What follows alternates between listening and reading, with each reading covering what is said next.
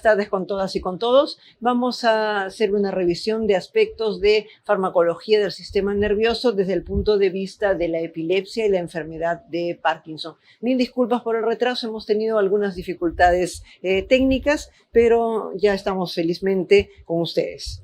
Comenzamos entonces con los fármacos anticonvulsivantes y para ello recordemos que todo parte de la forma en que se generan las descargas que son anormales. Puede ocurrir que algunas células neurales que no han estado teniendo función, de pronto empiezan a activarse y generan descargas fuera de lugar, no articuladas, no controladas. Igualmente, el hipocampo es una estructura fundamental para la memoria, pero también es una estructura muy importante para el control de las descargas anormales. La pérdida neuronal hipocámpica, el daño de las neuronas hipocámpicas, igualmente nos puede generar un problema de irritación y descargas. Igualmente, algunas neuronas tienen, al momento de salir el axón, una colateral recurrente que permite informar en retro que ha partido una descarga para que el cuerpo neuronal tome las medidas del caso para regenerar los mecanismos de descarga y el aporte energético. Sin embargo, algunas veces estas colaterales recurrentes, que por definición son excitatorias,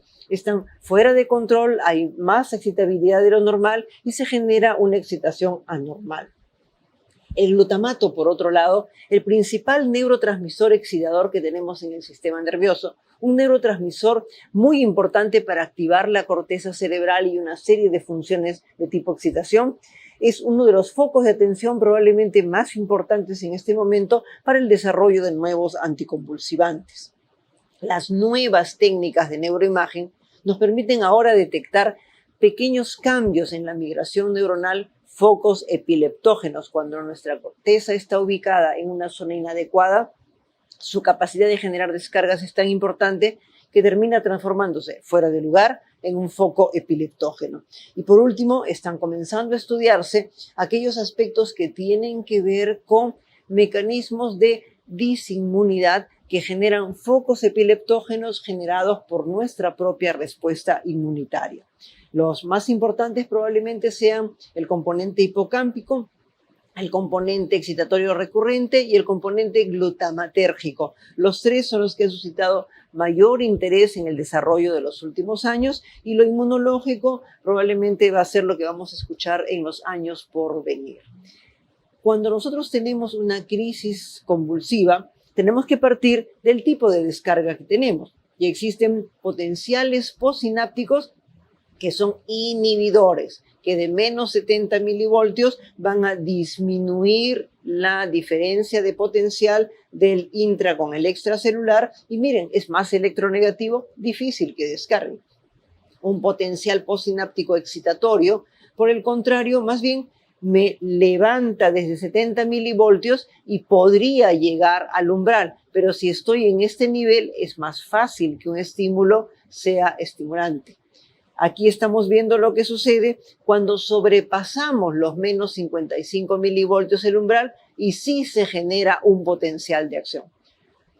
Resisto más la estimulación, resisto menos la estimulación, puedo descargar con más facilidad, aquí hay una descarga. Y aquí estamos viendo la típica descarga epiléptica. Como esto es muy pequeñito y hay más detalles, veamos por favor la lámina más grande. Y en ese sentido, quisiera que veamos no solamente esta despolarización sostenida anormal, sino además los componentes de esta descarga repetitiva. Estos componentes son los que inmediatamente hacen pensar en generar un mecanismo para bloquear estos componentes. Por ejemplo, la despolarización es un clásico. Comienza con el ingreso del sodio. Por consiguiente, bloquear el ingreso del sodio es un mecanismo muy importante. La despolarización se puede mantener, generar una meseta o una descarga repetitiva cuando nosotros tenemos un ion en particular que es el calcio. Puede suceder eso también cuando encontramos un tipo particular de receptor de glutamato, el receptor NMDA, que se activa en despolarizaciones sostenidas y puede generar tanto ingreso de calcio que inclusive daña la neurona. Y por último, cuando nosotros intentamos que la neurona compense la descarga antes de que se recupere la sodio y potasio TPasa, nos ayudaba la fuga de potasio. Interferir en estos mecanismos que estamos observando es uno de los grandes objetivos de los fármacos anticonvulsivantes. Y por supuesto, todo lo anterior es excitador. Aquí estamos viendo el gran inhibidor y el desarrollo de fármacos que tengan que ver con el control de esta inhibición. En una crisis, la ocurrencia es evidentemente transitoria únicamente. Las manifestaciones se deben a una actividad de las neuronas en exceso y sincrónica. Cada área de nuestro cerebro va a tener un tipo de actividad y de acuerdo a lo que estemos desarrollando es el tipo de actividad. Cuando se sincronizan todas las descargas, esto está en relación a una descarga anormal que puede arrastrar inclusive otras descargas y que genera la crisis convulsiva. La activación que se produce en ese momento no es la activación común y corriente, es la activación anormal. En el mismo momento, un gran número de células cerebrales se sincronizan y descargan en forma patológica.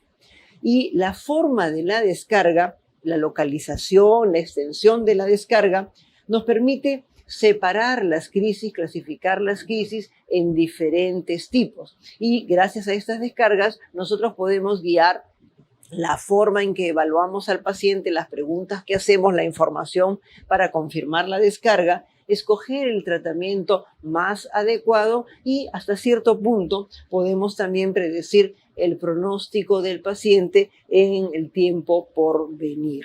¿Okay? Es importante recordar que en el desarrollo de la crisis hay muchas cosas a tener en cuenta. No es frecuente que tengamos prodromos en crisis convulsivas. En aura es más frecuente, en migraña es más frecuente, pero en las crisis convulsivas no es tan frecuente. Con todo, algunas personas pueden tener manifestaciones que anteceden a la crisis que inclusive pueden presentarse varias horas antes. Y así como hay algunas personas que se despiertan y sienten algo distinto y dicen, hoy día voy a tener migraña, algunas personas también pueden despertar un día, sentir algo que ellos notan antecede bastante a su crisis y decir, sospecho que hoy día puedo tener una crisis. Entonces recuerden que sí existe el prodromo, no es frecuente, pero existe. Lo que le llamamos el aura de la crisis, lo he colocado entre comillas y debemos recordar que en realidad un aura es una descarga focal, Algunas veces las descargas focales que permanecen en una sola área y no cruzan al otro hemisferio y no se generalizan, son en realidad de por sí ellas solas un tipo de crisis, las crisis focales. Puede suceder que esta crisis focal luego, por las conexiones del cerebro y las características de la descarga, se extienda a los dos lados del cerebro, se generalice y la persona tenga las crisis clásicas donde encontramos el componente tónico, el componente clónico, característico de las crisis convulsivas que la mayoría de nosotros conocemos. De tal manera que recordemos que cuando encontramos una focalización, es mejor describir la focalización y luego ver si la focalización permanece así o es seguida de una generalización.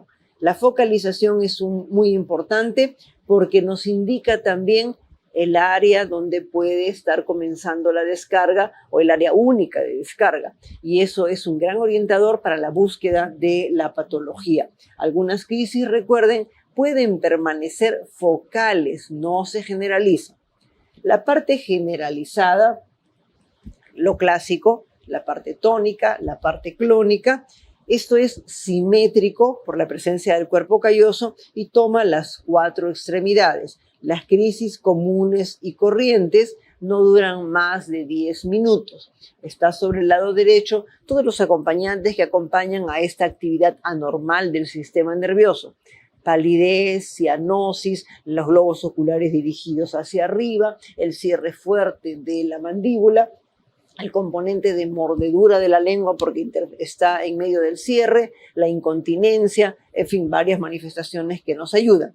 Y en la parte postictal es muy importante por las manifestaciones que están ustedes viendo, que tengamos alguien presente, no solamente un familiar, sino si es la primera vez que ocurre una crisis o son crisis que son presenciadas en un centro de salud, la importancia de inmediatamente buscar la parálisis o manifestación neurológica después de la crisis. La parálisis postictal o parálisis de TOD nos va a orientar a dónde está la patología. Ese es el punto donde ha partido la descarga.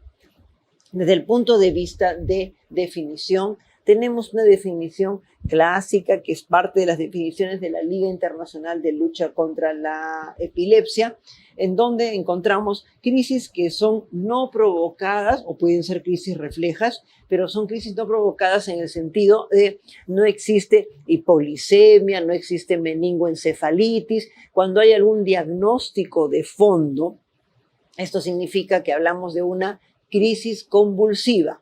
Epilepsia, recuerden ustedes, es la reiteración de la crisis, es una componente de cronicidad, ¿ok?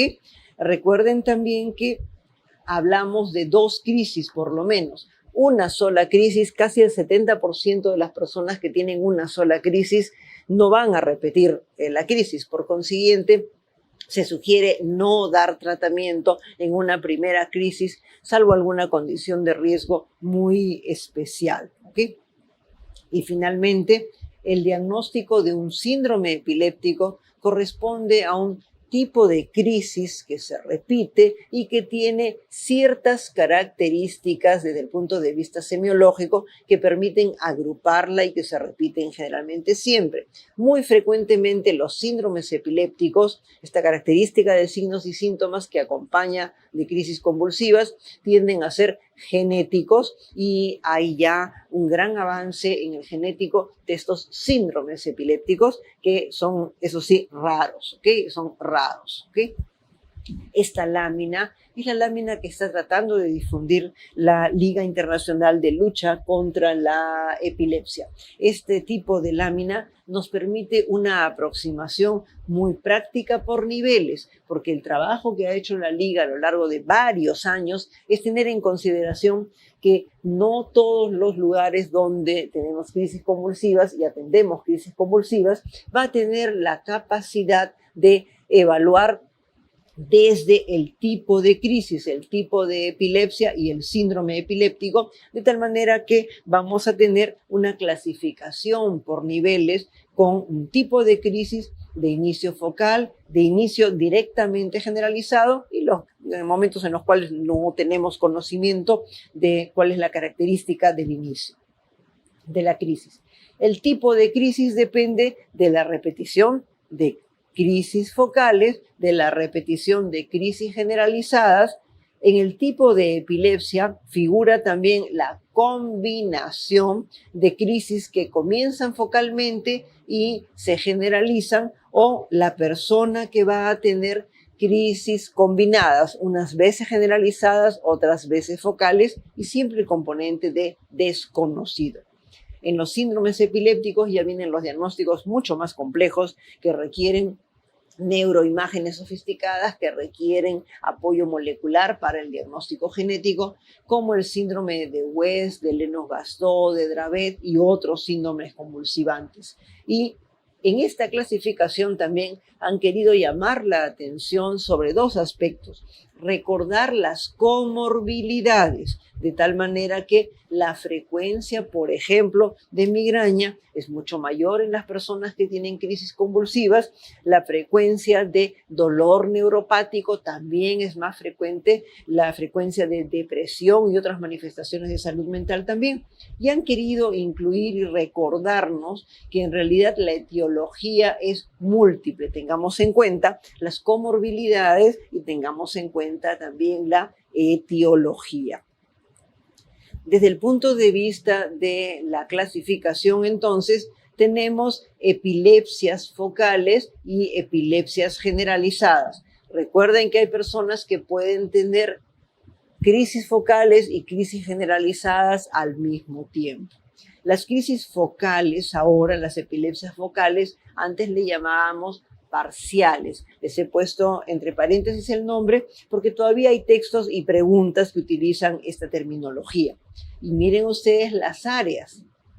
Tenemos crisis focales de área motora, de área sensitiva, de área olfatoria, de área psicomotora. Entonces, depende del área para que mencionemos nosotros las características de la crisis. La mayor parte de las crisis que están en la primera línea, la persona conserva la conciencia, asiste a su crisis y nos puede comentar.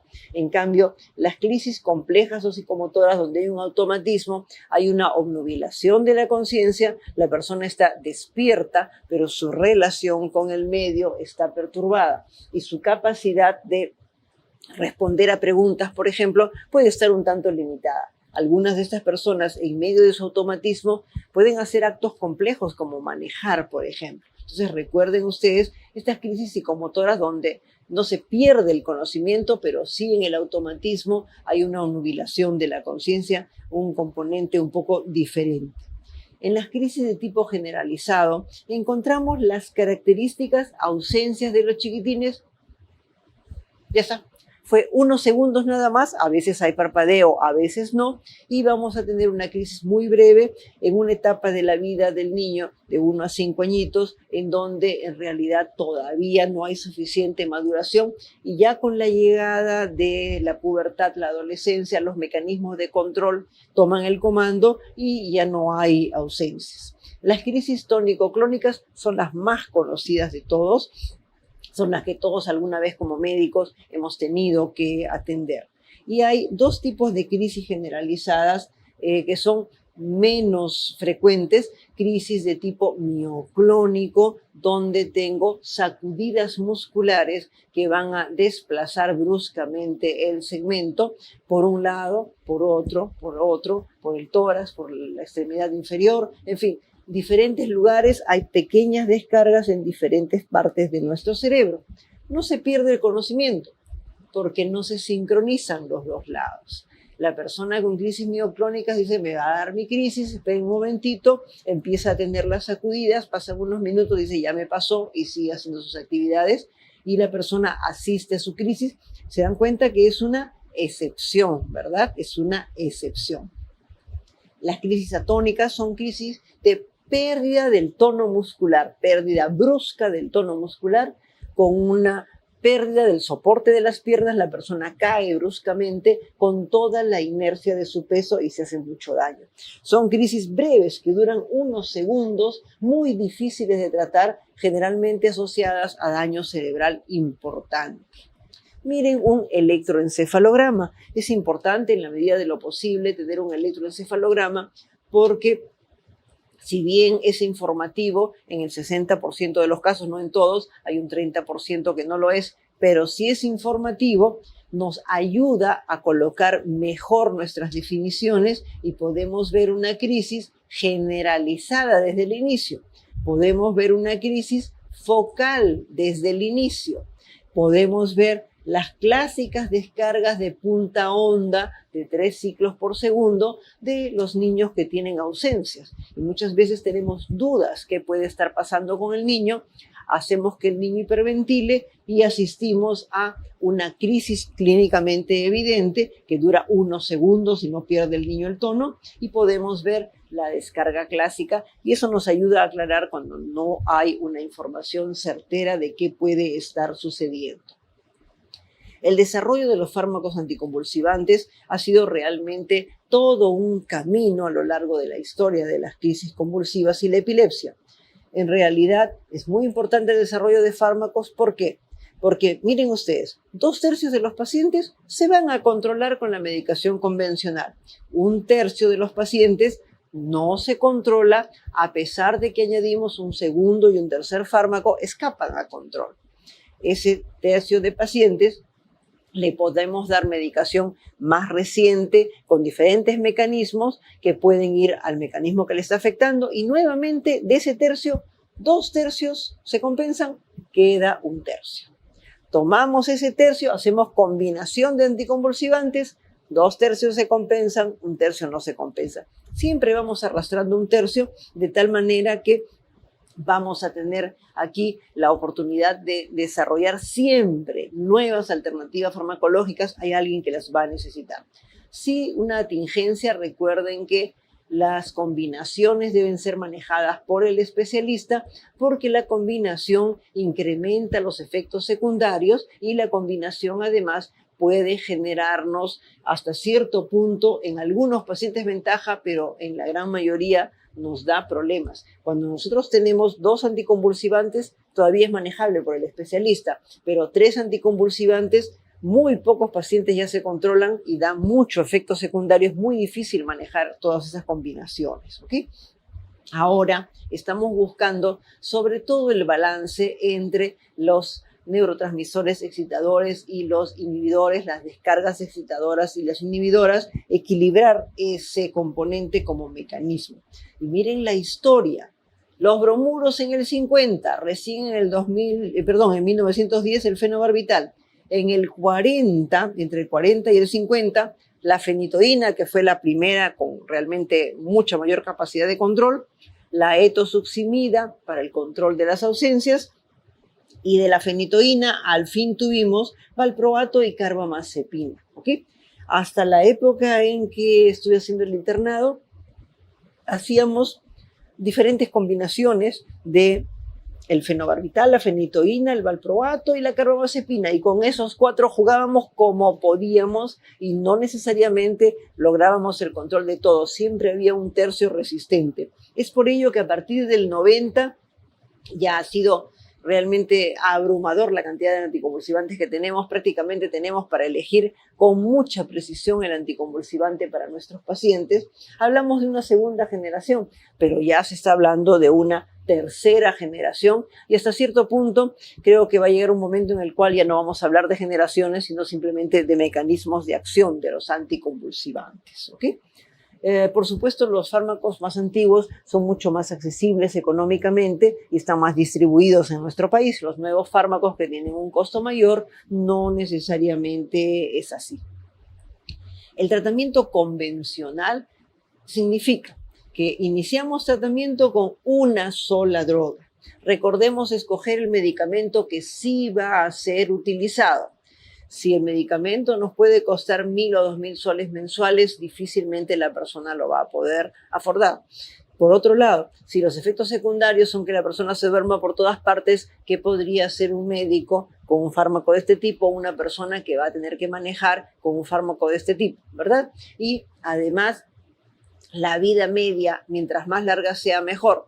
Si a uno de nosotros nos receta un anticonvulsivante que se toma 3 o 4 veces en un día, el gremio médico jamás va a cumplir, ¿no es cierto? Entonces recordemos emplear lo que se va a utilizar.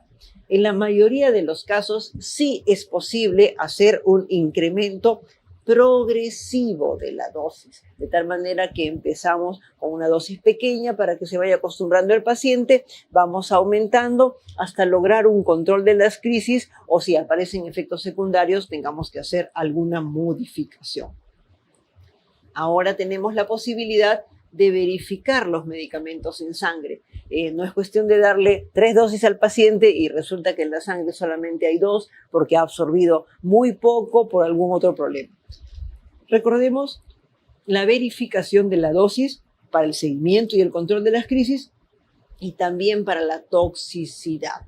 La mayor parte de los fármacos clásicos tenían metabolismo hepático y no todo el mundo tiene las mismas características. Cuando hay manifestaciones de exceso de medicación, es importante verificar si esto es así o no. Por otro lado, recordar que solo si es necesario una asociación de anticonvulsivantes, buscar mecanismos que sean complementarios, que tengan pocos efectos secundarios. No vamos a coger un medicamento, el primero da sueño y el segundo que le voy a dar también da sueño, se potencian los efectos secundarios. Y recuerden que hasta 2 o 3 medicamentos puede haber protección adicional, pero después de eso, más es el problema que nos van a generar. Recuerden que este componente de asociaciones sí es de manejo de especialista, ¿ok? Por supuesto, igual que en todas las especialidades, nosotros tenemos nuestros delirios de medicamento perfecto. Entonces, el medicamento perfecto, por supuesto, es efectivo. Y el mismo medicamento todo tipo de crisis va a cubrir. No se genera tolerancia a largo plazo y por supuesto no hay efectos secundarios, cosa que en el último caso bien difícil, ¿verdad? Ideal es que la absorción sea lo más predecible, no como la fenitoína, que doy una dosis, dos dosis, y cuando doy la tercera, algunas personas hacen un incremento exponencial y se me intoxican, ¿ok? Es importante también que sea soluble en agua para facilitar la administración en los extremos de la vida. Y por supuesto, si no está unido a proteínas, mucho mejor todavía, porque no va a haber interferencia con otros medicamentos. Que sea seguro en embarazo, ninguno hay 100% seguro. Lo ideal son medicamentos que tomemos una o dos veces al día para facilitar el cumplimiento y que la depuración sea renal, que es más predecible y más manejable. Si no interactúa, bingo, y que tenga una cinética lineal, como he explicado para la fenitoína.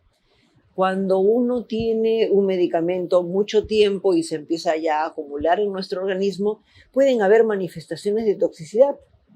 Y la toxicidad, curiosamente, puede ser en muchos de ellos crisis convulsivas. Paciente que está bien controlado, que no tiene crisis y de pronto hace crisis seguido, probablemente está haciendo alguna toxicidad del medicamento.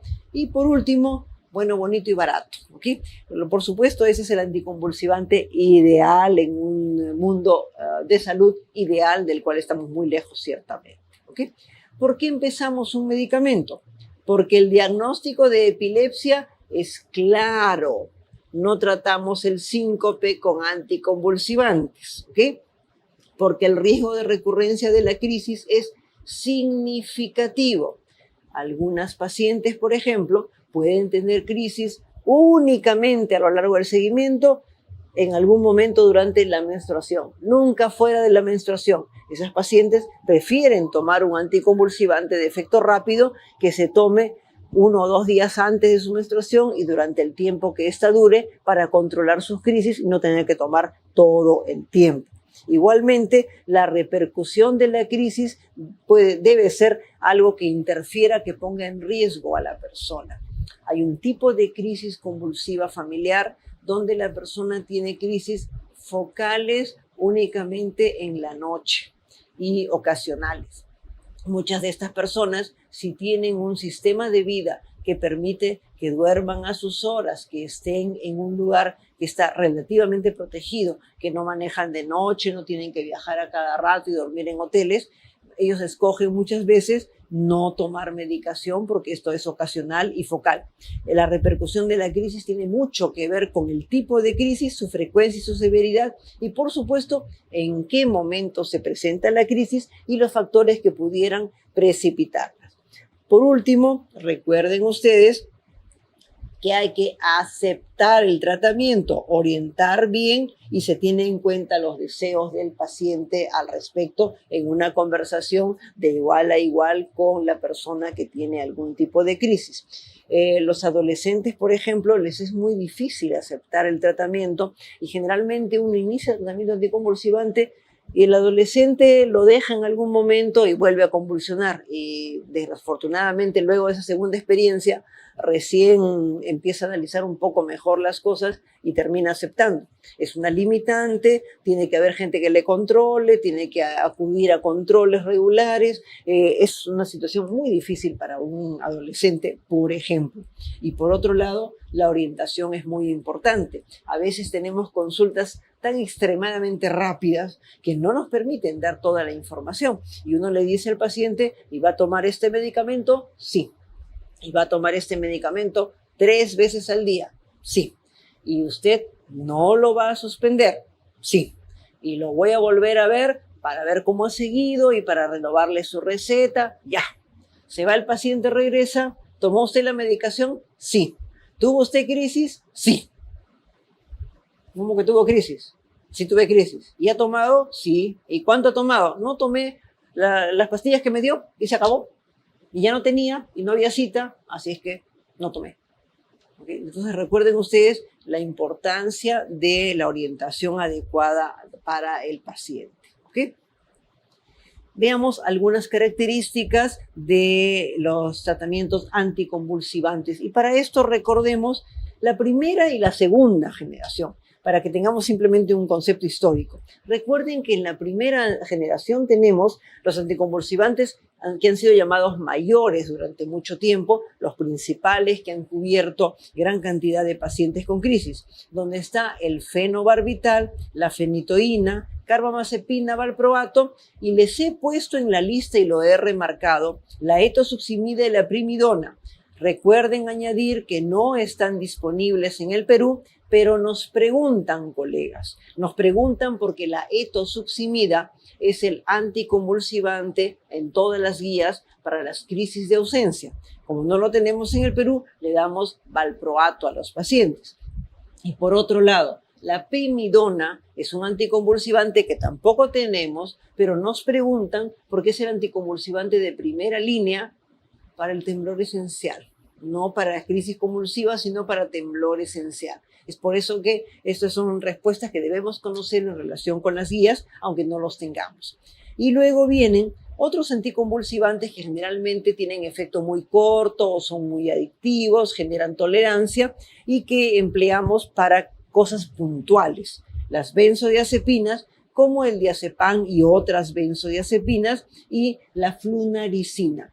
Este último, recuerden, es poco conocido, es un antagonista de canal de calcio, poco conocido como anticonvulsivante y se emplea para complementar el tratamiento con un anticonvulsivante de los tipo mayor para que nos ayude a controlar algunas crisis que escapan a tratamiento. Por ejemplo, control de crisis en el día y nos están quedando algunas crisis en la noche, la flunaricina nos puede ayudar.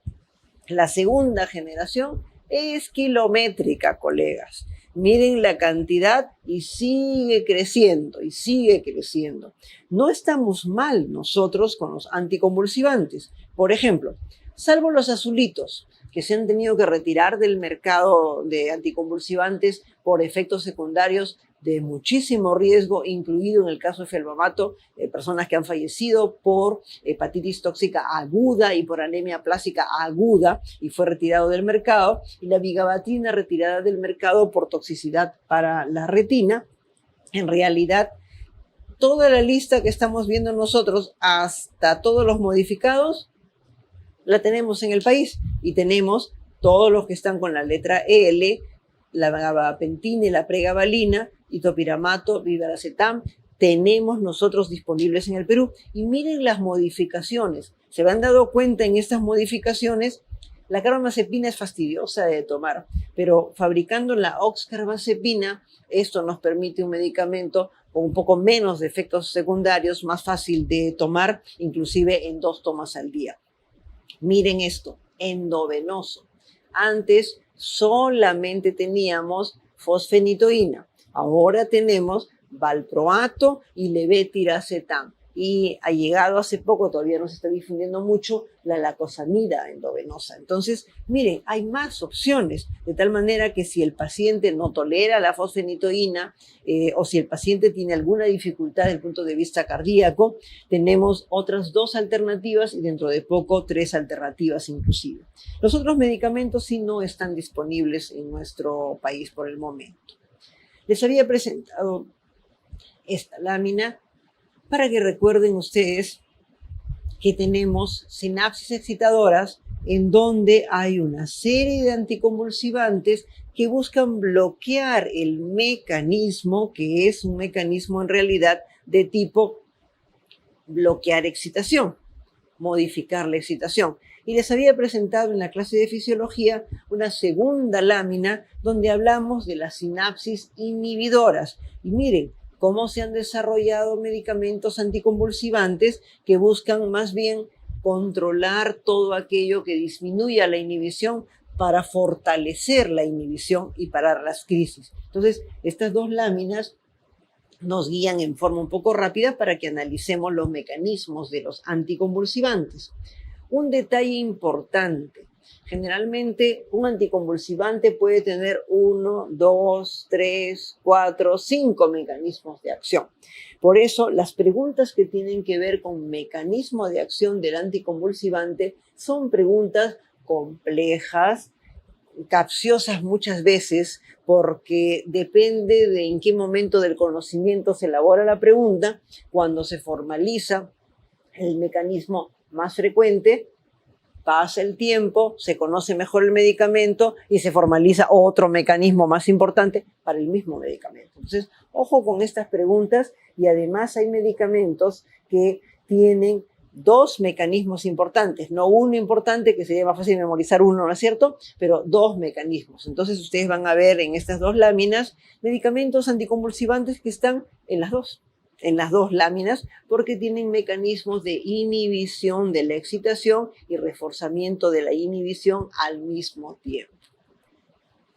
Aquí tienen ustedes algunos componentes que nos van a permitir a nosotros actuar sobre los diferentes tipos de sinapsis. Por ejemplo, la sinapsis excitatoria, productos que inhiben el canal de sodio, inhiben el canal de calcio, inhiben el receptor de glutamato de diferentes tipos, y medicamentos que nos van a permitir actuar sobre la proteína que regula la liberación de las vesículas para evitar que se libere con tanta facilidad los neurotransmisores. Entonces, miren cómo algunos medicamentos pueden encontrarse primero, los que son tóxicos, ojo, pero recuerden que hay medicamentos que pueden tener mecanismos de acción que van a encontrarse también en la siguiente lista, como van a ver. ¿Recuerdan los primeros medicamentos? Lo que más se sabía de la despolarización, sodio, ingreso de sodio, vamos a inhibir el ingreso de sodio, de tal manera que veamos cómo vamos a encontrar aquellos medicamentos clásicos aquí. Algunos de los más modernos también están aquí, ¿ok? Pero ya son mecanismos más sofisticados para controlar mejor el ingreso del sodio.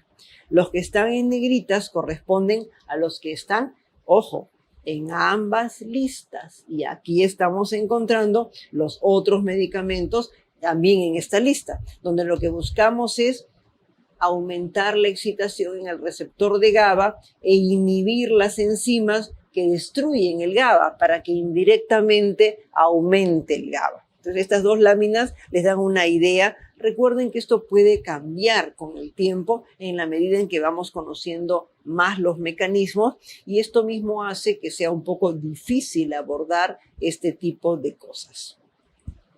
Desde el punto de vista farmacocinético, recuerden que hay que tener en cuenta la biodisponibilidad, la unión a proteínas, la eliminación, la vida media y el estado estable, clásico de todos los medicamentos. ¿Qué debemos precisar?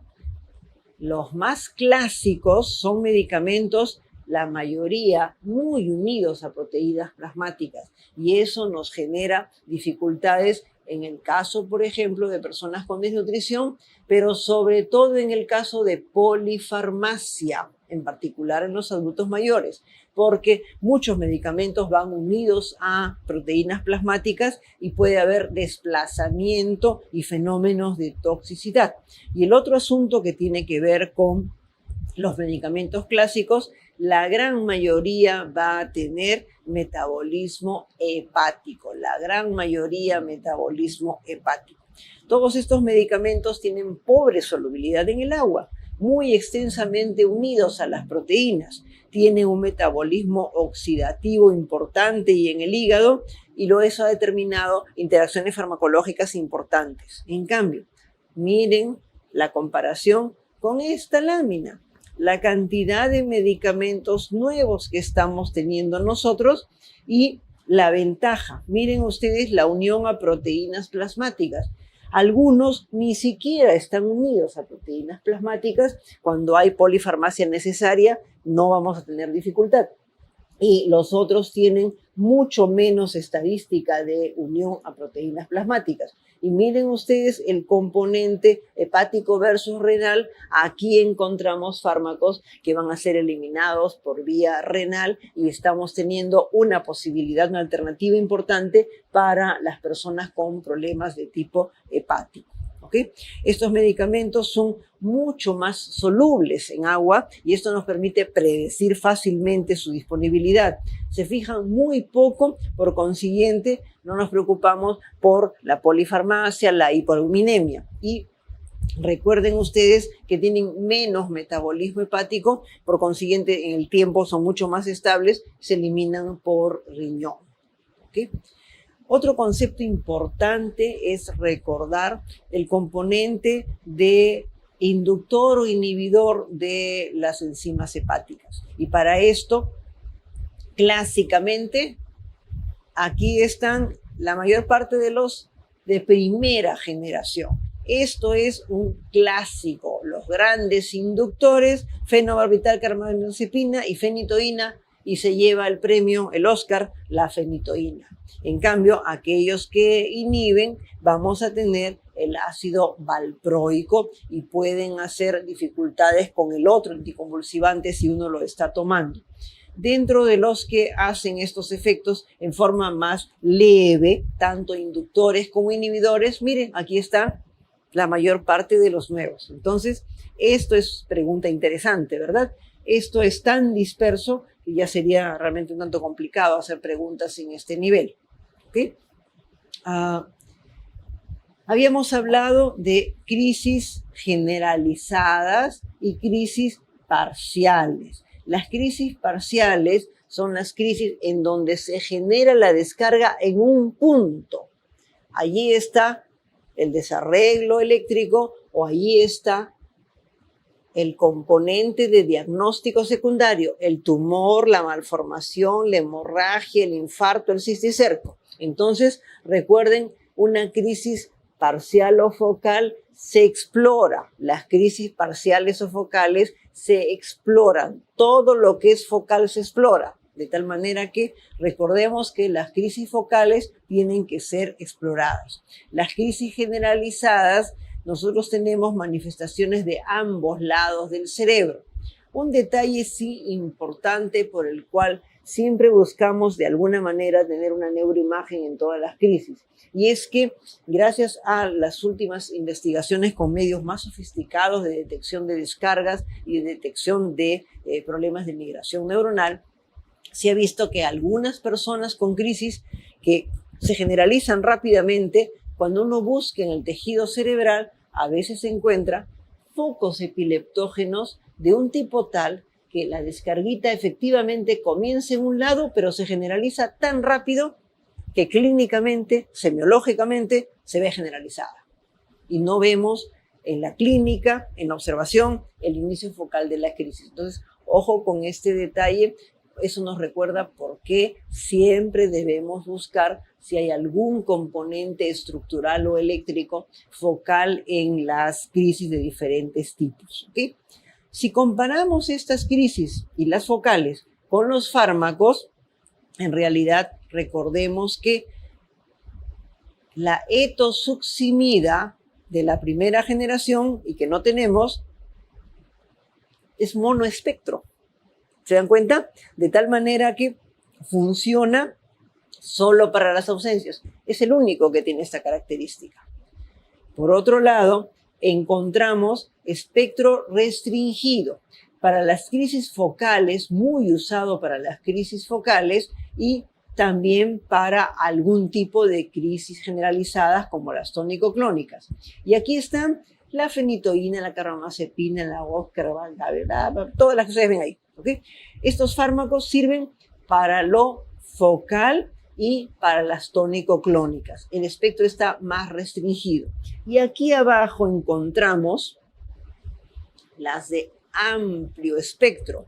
Cubren cualquier tipo de crisis. ¿Ok? Miren ustedes en amplio espectro. La primera línea es lo antiguo. Les he puesto en negritas el único que usamos como amplio espectro, porque no le vamos a dar a un paciente que tenga cualquier tipo de crisis en forma sostenida una benzodiazepina o fenobarbital. Estos son fármacos deleterios para el neurodesarrollo, deleterios para la memoria, generan acostumbramiento, generan tolerancia, de tal manera que poco a poco va a haber que ir subiendo la dosis y es todo un problema. De tal manera que, recuerden, Les pongo lo oficial, pero recuerden que solo el ácido valproico entre los antiguos es empleado como amplio espectro, ¿ok? Y abajo encontramos los nuevos, en negritas los que estamos utilizando y el resto no lo tenemos disponible. Es importante tener en nuestra mente que usamos para un espectro muy restringido, monoespectro etosuximido.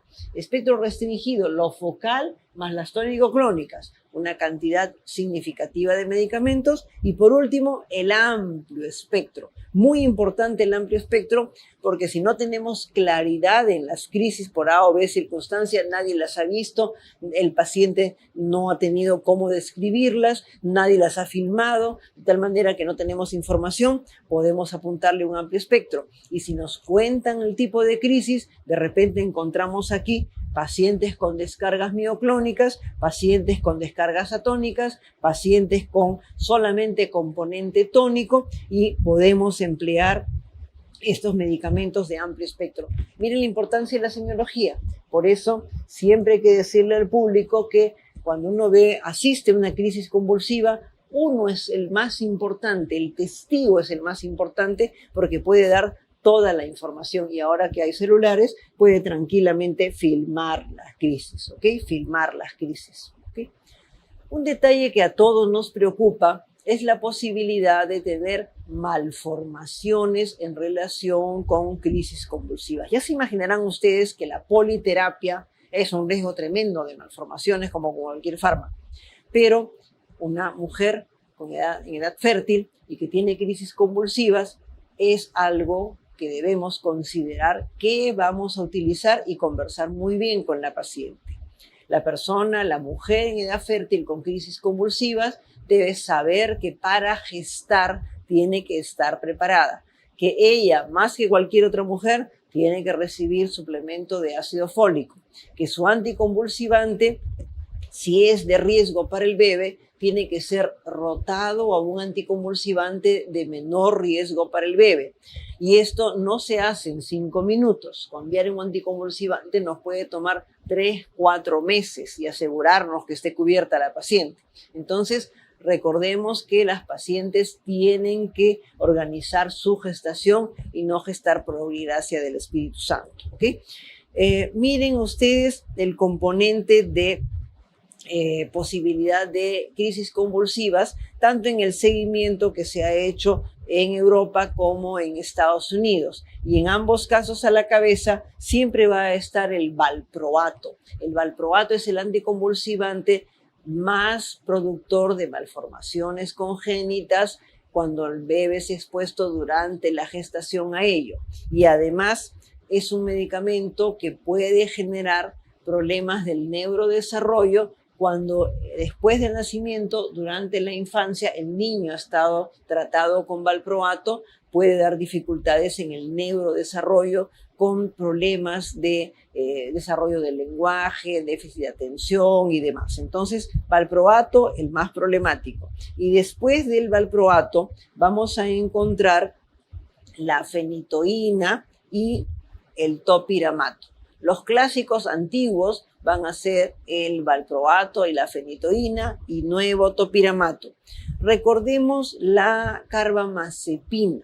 La carbamazepina en los estudios amplios que se han hecho, en realidad figura con el mismo componente en todas partes y no muy alto. Sin embargo, en muchos trabajos en Latinoamérica, y no hay acuerdo sobre esto, la carbamazepina también es considerado teratogénico porque hay trabajos individuales que han mostrado mayor cantidad de casos específicamente entre nosotros. Tengan en cuenta, por favor, este componente de carbamazepina porque muchas veces sigue figurando en la mayor parte de las clases como un fármaco tan teratogénico como el valproato de sodio, ¿okay? Aquí encontramos el componente específicamente de espina bífida, ¿okay? Entonces les he puesto un poquito lo que está descrito, lo que más se ha podido encontrar en Latinoamérica. Y encontramos aquí fenitoína, fenobarbital, valproato y miren, sale carbamazepina, ¿ok?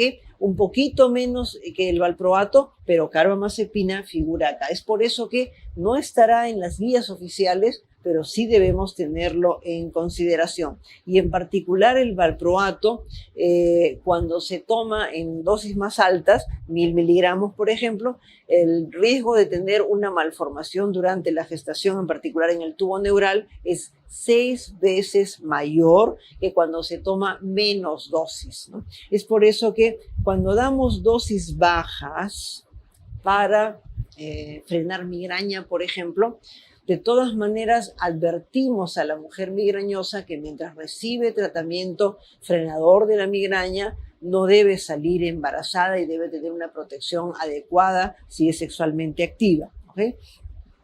Recordemos que el anticonvulsivante que empleemos, independientemente de estos riesgos, debe ser el que controla las crisis con la menor cantidad de concentración en sangre posible, porque mientras más tomamos, nuestro riesgo es mayor, sea cual sea el anticonvulsivante, y no hay anticonvulsivante santo para esto de las malformaciones congénitas, ¿ok? En el caso de gestación, los nuevos anticonvulsivantes tienen mejores estadísticas y ahí tenemos la lamotrigina y el levetiracetam. Cuando una mujer que tiene crisis convulsivas va a gestar, son alternativas importantes de control de sus crisis. Veamos algunos detalles, no necesitamos revisarlo todo, pero sí ver algunos detalles de los anticonvulsivantes más conocidos, más comunes, la primera generación. Y aquí tenemos nuestro viejo y querido fenobarbital, que tiene una vida media bastante prolongada, una eliminación muy lenta. Recuerden que es muy sedante y que puede inducir inclusive depresión y tiene efecto, lógicamente, con la sedación sobre funciones cognitivas. Un aspecto importante es recordar que algunos niños pueden tener efecto paradójico y le damos un medicamento como el fenobarbital que debiera tranquilizarlos, inclusive dormirlos, y terminamos teniendo un niño con una crisis de hiperactividad que se mueve por todas partes y da vueltas por toda la emergencia, ¿okay? Entonces recordemos la necesidad de vigilar estos efectos secundarios. Nos ayuda para los diferentes tipos de crisis, pero por las características del fármaco, en realidad se requiere empleo, se usa sobre todo para episodios agudos y particular presentaciones parenterales. Se puede emplear como fármaco asociado para crisis convulsivas nocturnas, por ejemplo. Como un anticonvulsivante controla el día y algunas crisis en la noche escapan, el fenobarbital me puede ayudar para esto. Poco a poco su uso está cada vez más limitado por la necesidad de requerir receta de producto controlado, en particular, que es lo que más se está limitando. Los efectos secundarios son conocidos, pero el uso de receta de producto controlado sí hace que las personas que necesitan este anticonvulsivante en la noche tengan marcadas dificultades para acceder a él, ya que la receta es solamente para un mes, ¿okay? La fenitoína, recordar el aumento no lineal. Una cápsula, 2 cápsulas, 3 cápsulas y tenemos un problema de toxicidad. Y recuerden que es un inductor enzimático, el más potente, la fenitoína, de todo. Cuando hablamos de efectos secundarios, miren, una alternativa es revisar bien toda la información de fenitoína, porque la cantidad de efectos secundarios que tiene es muy larga. El consentimiento informado para uso de fenitoína en el hemisferio norte tiene varias páginas que explican varios efectos secundarios, ya prácticamente ni se usa, ¿ok? Entonces recuerden ustedes, el hirsutismo, la hiperplasia gingival y los cambios en el rostro es un clásico. La interferencia con la absorción de la vitamina B12 es otro clásico. Las reacciones linfoides, otro clásico. Y es uno de los fármacos que en algunas personas puede dar aplasia de médula ósea y toxicidad hepática, ¿okay? Todos los anticonvulsivantes pueden dar reacciones de tipo Steven Johnson. Eso sí es un clásico para todos. Todos tenemos que recordarlo. Nos ayudan en las crisis focales y las generalizadas tónico-clónicas. Pero ojo, no nos ayuda para las ausencias. Es más, le doy al niño fenitoína y empeora las ausencias. Y está sin parar así, varias horas, ¿ok? Entonces recuerden ustedes que no nos va a ayudar a las ausencias. Es un fármaco que utilizamos mucho, es de fácil acceso, está distribuido por todo el país, viene en cápsulas, viene en tableta, viene en jarabe y viene en solución inyectable. Por consiguiente, es importante que recordemos el uso de este fármaco, que para el estatus convulsivo en nuestro medio sigue siendo un fármaco importante. Y otro aspecto también es la administración por vía oral. Clásicamente en nuestro país lo damos 3 veces al día. Parece que lo tenemos grabado ahí en nuestro subconsciente 3 veces al día. Pero en realidad se puede dar inclusive una vez al día. No todo el mundo tolera una dosis tan grande junta, pero 2 dosis al día es una administración interesante, 1 en la mañana y 2 en la noche. Es más fácil de seguir, el paciente no olvida la dosis de mediodía y está tomando realmente lo mismo. ¿Okay? Entonces recordemos la administración 2 veces al día, a pesar de que está muy difundido en nuestro país su uso 1 vez al día. Acá tenemos la carbamazepina, también es inductor enzimático. Detalle importante, ya sabemos, anemia plástica, hepatotoxicidad, Steven-Johnson, la espina bífida. Recuerden este fármaco por la hiponatremia en los adultos mayores, muy usado para las crisis focales y generalizadas, particularmente las focales, es un clásico para las crisis focales, particularmente las crisis de tipo complejo, trastornos de automatismo que vienen del lóbulo temporal, es un clásico el uso de este fármaco. ¿Okay? Es importante recordar su uso en otra cosa. Es también muy utilizado para la neuralgia del trigémino, que es más frecuente en el adulto mayor. Y la neuralgia del trigémino en el adulto mayor, le doy carbamazepina, por la severidad del dolor lo subo rápido, y el adulto mayor hace hiponatremias sintomáticas con más facilidad. Mucho cuidado con la hiponatremia en relación a la carbamazepina, ¿ok? En nuestro medio ya existen formas de liberación prolongada que permiten que tomemos el fármaco 2 veces al día para que sea una administración muchísimo más fácil, ¿ok? Este es un fármaco que puede dar, sí, reacciones de tipo eritematoso y con bastante prurito en 5 a 10% de las personas. Todos los anticonvulsivantes dan reacción en piel, pero en particular recordemos nosotros la lamotrigina y la carbamazepina. Lamotrigina y carbamazepina son 2 anticonvulsivantes que más que otros nos dan reacciones en piel, ¿ok?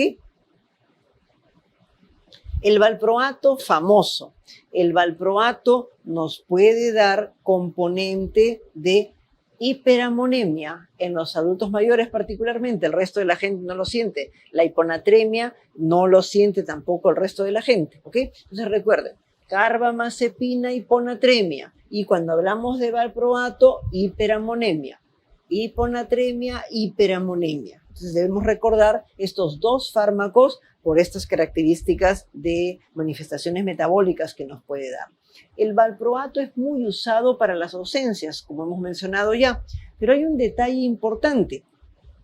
El valproato es responsable de hepatopatías graves y en los niños pancreatitis. Y sí se han registrado casos en nuestro país de pancreatitis en niños por el uso del valproato, pero no teníamos ningún otro fármaco que darle a los niñitos con ausencias. Era el único que teníamos disponible en el país, ¿ok? Entonces, recordar como tip el valproato, y ya mencionamos las malformaciones. Recordar en el valproato las hepatopatías y pancreatitis. Recordar en el valproato la hiperamonemia y nos jala a la hiponatremia en la carbamazepina. Y hay un detalle también. El uso de valproato puede ocasionar como efecto secundario aumento de peso, Recordemos, porque como hablamos, carbamazepina, hiponatremia, valproato, hiperamonemia, hablamos de valproato, aumento de peso, topiramato, disminución de peso, para que vayamos haciendo asociación por oposición también, ¿ok? Otro aspecto importante en este tipo de medicamento es que vamos a tener un espectro bastante amplio que en lugares de nuestro país donde no accedemos a otros anticonvulsivantes, Miren que el espectro amplio es el único clásico que incluye mioclonías, crisis atónicas y por supuesto las ausencias, ¿ok? Y las crisis mioclónicas y atónicas. Es un anticonvulsivante muy guerrero, muy posible utilizarlo en los lugares de nuestra patria donde no tenemos acceso a otros medicamentos y para crisis más complejas, ¿ok? En la primera generación estaban las benzodiazepinas y estaba también la flunaricina.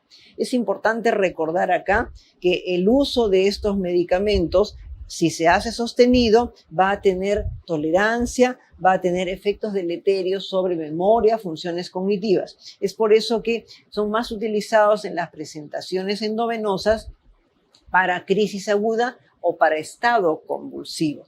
Igualmente, el clobazam y el clonazepam, los dos con C, recuerden, se usan como asociados a otros anticonvulsivantes para crisis de presentación nocturna, de presentación en algún momento específico del día donde podemos bloquearlas con este medicamento. Entonces, los dos con C son del grupo de benzodiazepinas los más empleados asociados a otro medicamento para complementar el efecto. Y por último, la flunaricina, poco conocido para esto, pero se emplea también como anticonvulsivante asociado en crisis que son de difícil tratamiento, ¿ok? Y aquí les he traído una lámina del continuum donde nos menciona, porque preguntan mucho por los efectos secundarios. Miren ustedes los efectos secundarios de una serie de fármacos. Hay que recordar en particular, aquí está la fenitoína y el valproato, que son probablemente los que más preguntan. Se van a dar cuenta que el Steven Johnson está por un montón de lugares porque es muy frecuente. Tengan también en cuenta algunos detalles como la hiponatremia y la hiperamonemia, ¿ok? Marcado también la pérdida de peso y en este caso el componente de aumento de peso, acá está, aumento de peso, ¿ok?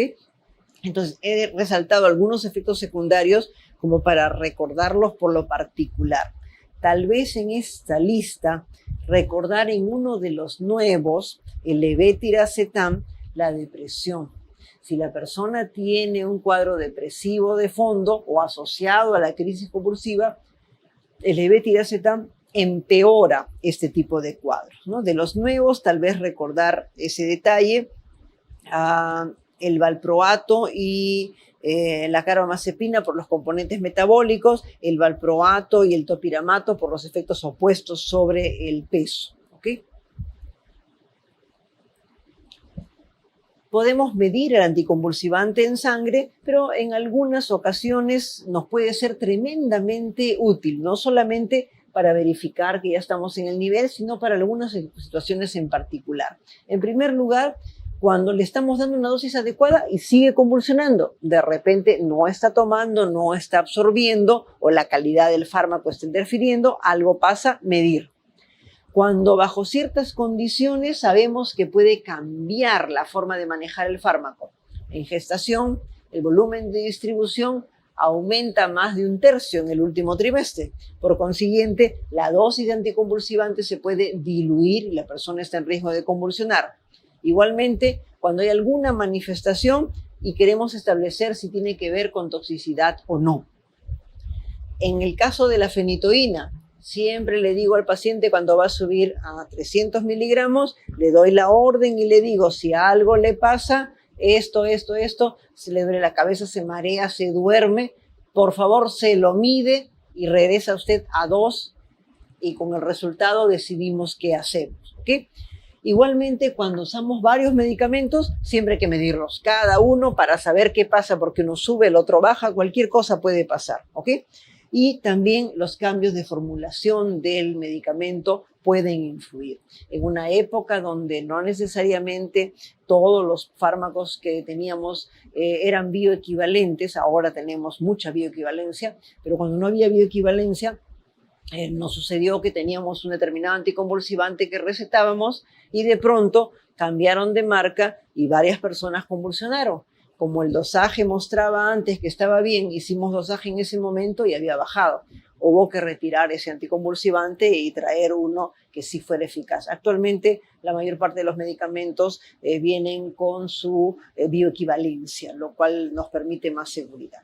Algunos detalles sobre los fármacos de segunda generación, que son nuevos, diferentes. Algunos de ellos, como tienen que ver con el glutamato, hasta inclusive se postula un efecto neuroprotector que evaluaremos dentro de unos 10, 15 años. ¿Okay?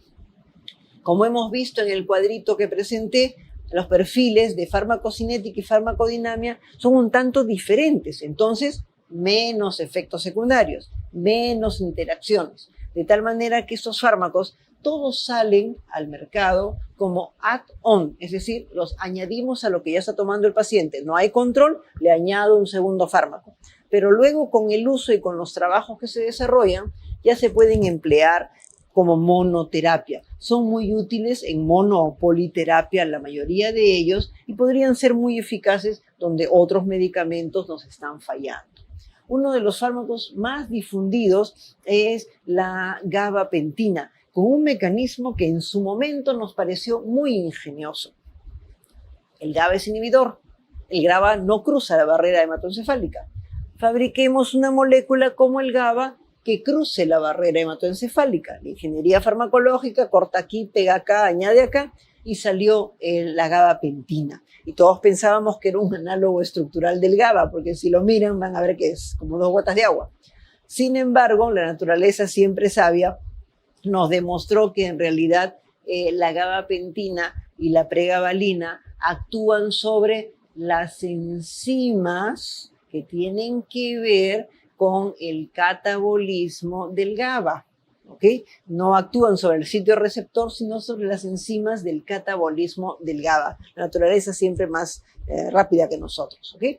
Esta es una droga muy interesante, ¿no? Porque no tiene metabolitos, tiene solo depuración renal y eso sí, la vida media es corta, de tal manera que se requieren 3 a 4 dosis en el día, ¿ok? No hay interacciones. ¿Por qué no hay interacciones? Muy baja unión a proteínas plasmáticas. Algunos efectos secundarios que hay que tener en cuenta figuran allí, pero sobre todo considerar el aumento de peso por un detalle. Se emplea para las epilepsias parciales, las epilepsias focales, pero es muy empleado como actúa levantando la cantidad de GABA, lo que hace que su uso como antineurálgico sea muy difundido. Es un muy buen antineurálgico. ¿Quiénes son los pacientes que hacen más dolor neuropático? Los diabéticos. Entonces, sí recordar cuando al diabético se le va a añadir gabapentina o pregabalina por dificultades de dolor neuropático, que puede haber aumento de peso y descompensar la diabetes. Si mejoramos una cosa por un lado y malogramos otra por otro lado. Entonces, mucho cuidado con el uso de la gabapentina, dar la dosis mínima necesaria para que se controle el dolor neuropático, un dolor de menos de 4/10, para que la persona pueda, con sus propios mecanismos, ya irlo controlando y vigilando siempre el peso en coordinación con el paciente, la familia y su endocrinólogo. ¿Ok? La pregabalina, lo que hicieron fue simplemente una modificación. Para no darlo 3 veces al día, surgió la pregabalina, que se puede tomar 2 dosis en un día, una vida media más prolongada. Su perfil es semejante al anterior con el detalle del aumento de peso, el mismo patrón de control de crisis focales, ¿ok? El mismo patrón y también empleado como antineurálgico. Recuerden, 2 veces al día es suficiente. Un fármaco muy interesante de los nuevos, la lamotrigina, ¿ok? Es un fármaco que sí tiene metabolismo hepático, que sí tiene unión a proteínas, menos pero tiene la ventaja de que es 1 a 2 dosis. 1 a 2 dosis en el día, ¿ok? Es un fármaco que interactúa con los otros medicamentos, en particular con el valproato. Y como el valproato inhibe, lo que va a pasar es que la vida media de la lamotrigina se dispara. Y vamos a añadir el valproato y la dosis de la motrigina va a subir tremendamente con un alto riesgo, en particular de esas reacciones tan severas en piel que puede ocurrir. ¿Okay? En cambio, con los otros medicamentos que más bien son inductores, va a disminuir su vida media. Efectos secundarios, detalle importante, es un muy buen anticonvulsivante, pero hay que subirlo a la velocidad de la procesión del Señor de los Milagros, de tal manera que se sube 25 miligramos cada semana y podemos necesitar 400 a 800 miligramos para una dosis anticonvulsivante. Entonces, ¿se imaginan ustedes? Toma tiempo subir este medicamento, ¿ok? Toma tiempo subir este medicamento. Es un medicamento muy interesante, la lamotrigina, por el espectro amplio. Y ahora ya tenemos en el país la lamotrigina de 5 miligramitos, ¿ok? La lamotrigina de 5 miligramos bucodispersable para los chiquitos con ausencias, ¿ok? Ahora ya tenemos un fármaco que podemos utilizar donde esté disponible, porque no está disponible en todas partes de nuestro país, para los niños con ausencias, ¿ok? Y miren su perfil, es realmente amplio y es el primero de los nuevos para las ausencias. Recuerden, para los chiquitines, valproato con todas las características que hemos mencionado y la lamotrigina en la actualidad, ¿ok?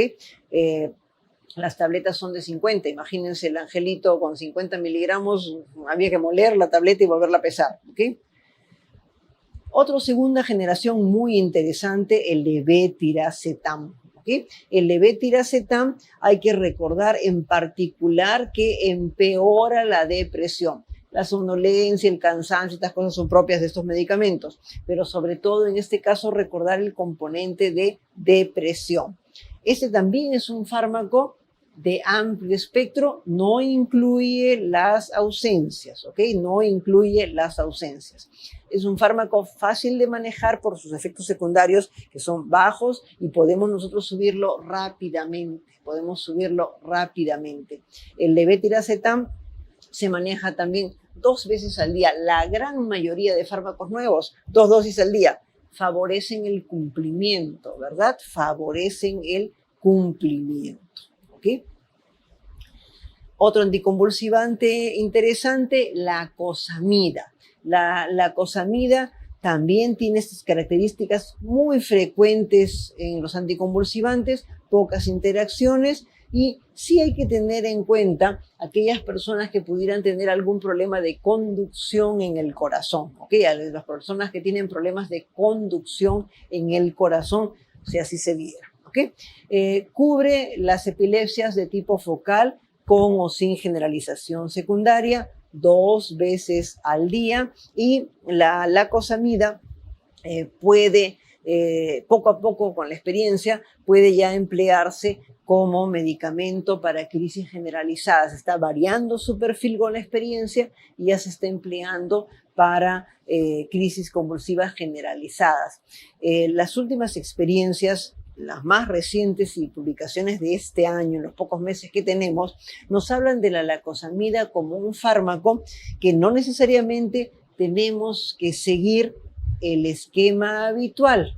Ahora la lacosamida, ya con las publicaciones, está empezando a darse. En la última reunión de la Sociedad de Neurología, hará 10 días creo, hemos tenido ya comunicaciones respecto a su uso de dosis de ataque desde el inicio, o sea, la dosis plena desde el inicio prácticamente, y el medicamento se puede subir muy rápidamente en una persona que debuta con muchas crisis muy seguidas. La acosamida es un buen fármaco porque rápidamente alcanza un efecto anticonvulsivante en sangre, se puede subir prácticamente en un par de días, ¿ok? En esta segunda generación también tenemos el topiramato. Miren ustedes la cobertura del topiramato, incluye las ausencias. La gran dificultad con el topiramato es la cantidad de efectos secundarios. Su perfil es muy parecido a un inhibidor de la anidrasa carbónica. Entonces, los pacientes se quejan de muchas parestesias, pueden tener dificultades si tienen glaucoma de ángulo estrecho, favorece las litiasis y hay un efecto cortical que hay que tener en cuenta. La gente que lo tolera muy bien, pero los que tienen efectos secundarios, inclusive tiene un efecto sobre la corteza cerebral bloquea las palabras y la persona está hablando y de pronto no encuentra la palabra y se bloquea. Esto es más notable y me ha sucedido en personas que son docentes y que en medio de una clase le genera una perturbación tremenda porque rápidamente tiene que buscar cómo darle la vuelta al tema para que no tengan dificultades con la pérdida de las palabras. ¿Okay? El efecto importante de pérdida de peso también ha hecho que, aunque no es un uso recomendado, se emplee en otras especialidades para la regulación del peso, pero miren ustedes la cantidad de efectos secundarios que va a tener. ¿Okay? Y un último detalle muy importante. Este es el fármaco que interfiere con los anticonceptivos orales.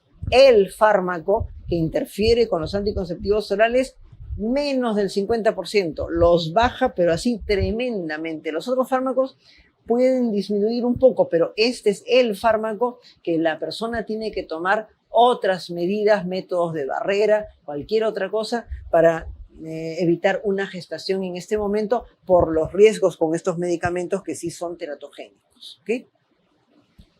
Un fármaco que no tenemos, el felbamato, no lo tenemos nosotros disponible en nuestro país. ¿Por qué lo menciono? Les cuento primero la historia. Fue uno de los primeros en salir en la época del 90, muy bien absorbido. Su unión a proteínas plasmáticas 30% por primera vez, ¿ok?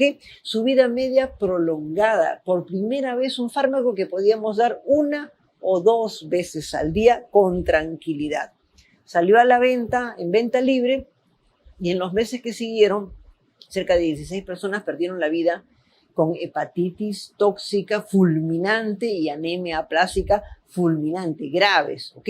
Este medicamento, ojo que también mostró la capacidad de hacer que las personas perdieran un poquito el peso, ¿ok? Entonces, fue retirado del mercado, pero el medicamento es muy útil, en particular en las crisis muy difíciles de tratar. Es el medicamento para el síndrome de Lennox-Gastaut, es el medicamento para las crisis atónicas. Entonces, en centros especializados en tratar casos refractarios, ellos sí tienen autorización para el uso del felbamato y se hace un seguimiento de la persona minucioso. Mes a mes tiene que presentar sus exámenes de sangre y de función hepática para que se le entregue la siguiente dosis de medicamento. Si la persona lo tolera bien, porque no todos hacen este efecto, continúa con el medicamento y el resultado de control de crisis es muy bueno. Si la persona empieza a hacer cualquier cambio, inmediatamente se retira la medicación. ¿Ok? Hay que monitorizar entonces la función hepática y la fórmula sanguínea. Otros medicamentos, la vigabatrina es otro de los que no tenemos, pero también nos pueden preguntar, así como el felbamato. La vigabatrina se emplea para crisis focales, como muchos de los que funcionan directamente sobre el GABA, y empezó a ocasionar pérdida de los campos visuales. Es tóxico para la retina, de tal manera que el campo visual se va estrechando, estrechando, estrechando, y si la persona no se percata, algunas personas con crisis convulsivas pueden tener gran daño cerebral, pueden tener problemas de retardo mental inclusive, y no se percatan de la pérdida de campo visual y llegan a perder en forma significativa el campo. ¿Okay? Entonces, recordar la vigabatrina también de uso en centros especializados. ¿Okay? No tenemos nosotros sonizamida y otros fármacos de este tipo, en realidad no están disponibles en nuestro mercado. Solamente el comentario de las nuevas presentaciones, ¿ok? Recuerden que ya tenemos por la vía endovenosa la fosfenitoína, el valproato y el levetiracetam. Recientemente ha ingresado al mercado la lacosamida endovenosa, todavía no está muy difundido, ¿ok? Y en el caso de la oscarbazepina, tienen menos efectos secundarios que la carbamazepina y nos puede ayudar en particular con el paciente que no lo tolera, la gente mayor. Ya que hemos hablado de otros usos, no se olviden que tenemos anticonvulsivantes que te usan en psiquiatría como reguladores del ánimo. Y así el valproato es regulador del ánimo, vamos a tener nosotros también como regulador del ánimo el uso de la carbamazepina, el uso de la lamotrigina. Los tres son reguladores del ánimo. Y como ansiolítico La gabapentina y la pregabalina también son usados como ansiolíticos en aquellas personas que no toleran las presentaciones habituales, porque por más barato que sea, siempre el costo de una benzodiazepina y el costo de gabapentina y pregabalina es mucho mayor en pregabalina y gabapentina, y se usan solamente cuando el colega de psiquiatría encuentra ya marcada dificultad, prefiere pasar a los otros fármacos, son sí de un costo un tanto mayor, ¿ok? Algunos comentarios sobre las crisis convulsivas que no paran. Hablamos del estado tónico-clónico cuando nosotros tenemos crisis convulsivas, y estén alerta, por favor. La mayor parte de las definiciones definen el estado convulsivo a partir de 10 minutos. 10 minutos. Sin embargo, ya hay una serie de publicaciones y una muy importante discusión en la Liga Mundial de Lucha contra la Epilepsia, la ILAE, acerca de el momento en el cual comienza el daño. Y en realidad hay evidencias de que el daño está comenzando alrededor de los 10 minutos. Eso hace que tengamos en cuenta, el 80% de las crisis dura menos de 5 minutos. Entonces, para efecto de dar respuesta a un examen, estado convulsivo, 10 minutos. Pero recuerden, sus pacientes, señora, señor, alguien convulsiona, usted mira la hora o mira el celular, pero mire la hora. Si llegamos al minuto 5 y la persona está convulsionando, hay que organizarse para llevarla a un centro de emergencia y hay que parar la crisis. Si vamos a esperar a los 30 minutos, que es una definición también aceptada de estado convulsivo, que a partir de los 10 minutos y dura más de 30 minutos, en realidad estamos yendo a un momento en el cual ya está habiendo daño. ¿Qué dice la experiencia? El que tiene un estado convulsivo es más fácil que tenga 2. Y el que tiene 2 es más fácil que tenga 3. Y el que tiene 3 es más probable que tenga 4. Entonces, miren ustedes cómo se va incrementando el daño. Entonces, ahora hay una guerra a muerte porque tiempo es cerebro para hacer que las definiciones se ajusten, realmente se ajusten. Y uno tiene una crisis que en realidad se está prolongando más de 5 minutos, hay que llevar al paciente al centro de emergencia. Más de 10 minutos, debemos cortar la crisis. Y más de 30 minutos, el oficial estado convulsivo, esa persona está teniendo daño. Tenemos que volar. El gran problema es la accesibilidad de los centros de emergencia, ¿verdad? La lógica nos dice que es más probable que yo haga un estado convulsivo si soy un niño, porque mi cerebro no ha terminado de madurar, o si soy una persona mayor, porque estoy perdiendo ciertas capacidades en mi sistema nervioso. Y si yo estoy en la puerta de emergencia y traen una camilla con una persona con estado convulsivo, la camilla con la persona pasan para que hagan el A, B, C, D hasta la Z, y yo, con los testigos a la familia, en la puerta pregunto, ¿esta persona convulsiona o no convulsiona? Que sepamos, no convulsiona, doctor, asunto grave. Ese es un evento cerebral agudo serio, un traumatismo grave, ruptura de aneurisma, encefalitis, algo grave, ¿ok? Si la familia les dice, sí convulsiona, sí convulsiona. Ahí viene el siguiente detalle. Si la persona tiene historia de convulsión, 2 alternativas. No tomó la medicación o tomó licor.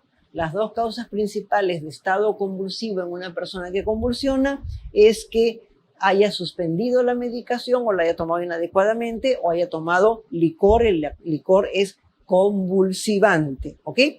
Recuerden entonces que las personas que tienen crisis convulsivas, hasta un 5% pueden llegar a ser un estado convulsivo, y los niñitos de lejos son los que más tienen estado convulsivo. Y no es tan facilito el estado convulsivo. En promedio hay un 20% de mortalidad. Hay un 20% de mortalidad, semejante a la ruptura de un aneurisma, ¿ok?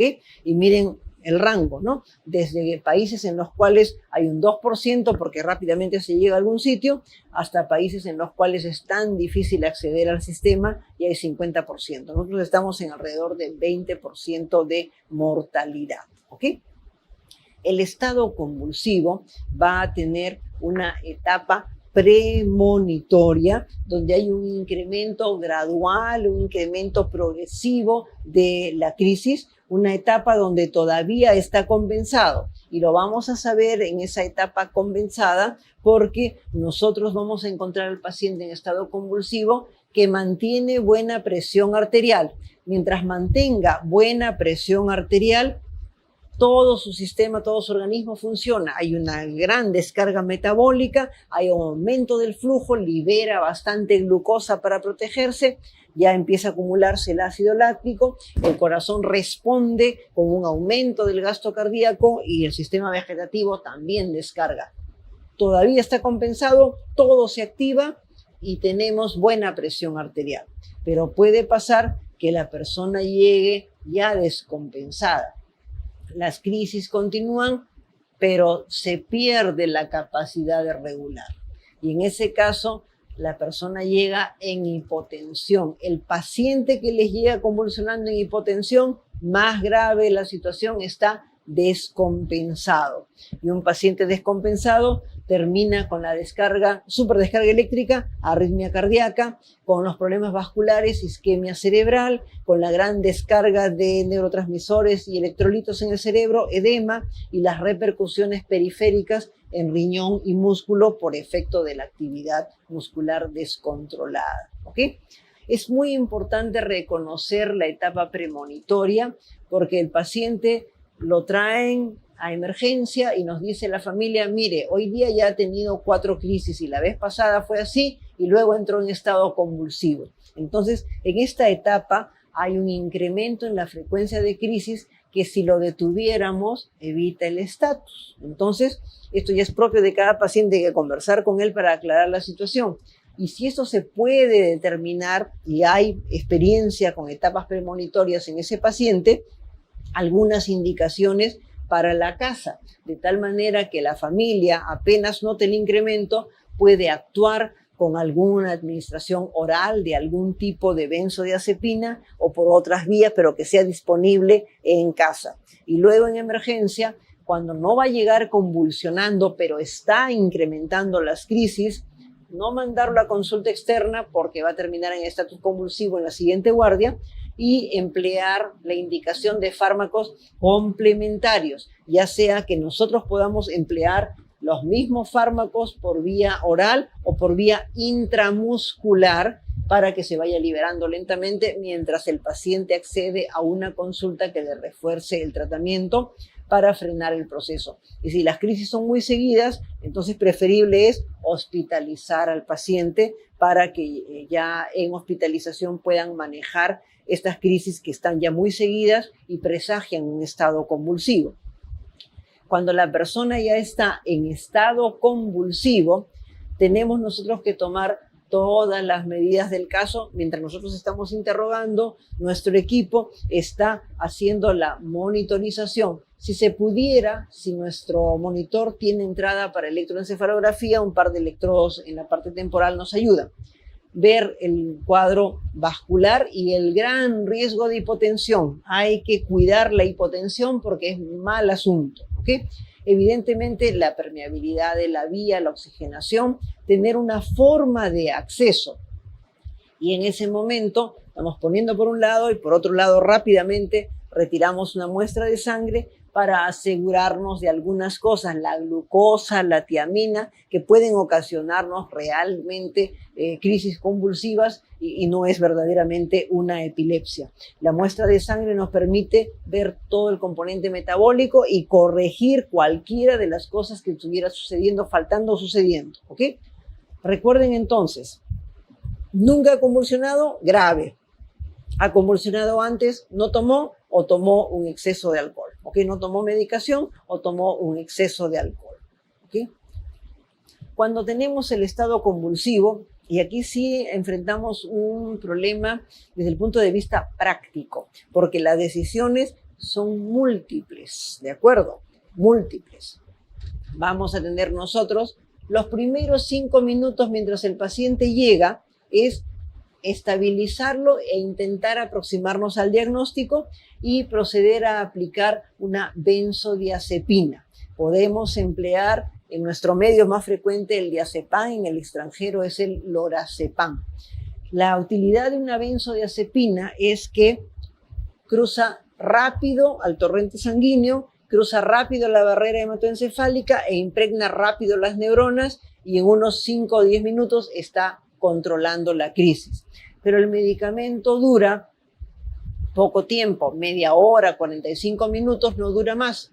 Y la persona va a volver a convulsionar si lo que tenía de diagnóstico es un estado convulsivo. Entonces, eso nos permite que en el momento siguiente vamos a emplear un fármaco endovenoso que se demora un poco más en cruzar la barrera, pero se mantiene más tiempo, varias horas, nos tiene las crisis controladas. Entonces, la lógica es una benzodiazepina primero y luego un fármaco de efecto más prolongado. Y aquí tenemos ya no una alternativa, sino varias alternativas. Las 3 que ya están disponibles, la fenitoína, el valproato, el levetiracetam. Y recuerden, por favor, ya está llegando la lacosamida a nuestro medio, todavía no está muy difundido. Esto hace que si la crisis nos dura más de 30 minutos, procedemos ya a las medidas que preparan al paciente para que vaya a la UCI, lo intuben y el anestesiólogo nos ayude a hacer ya una anestesia general.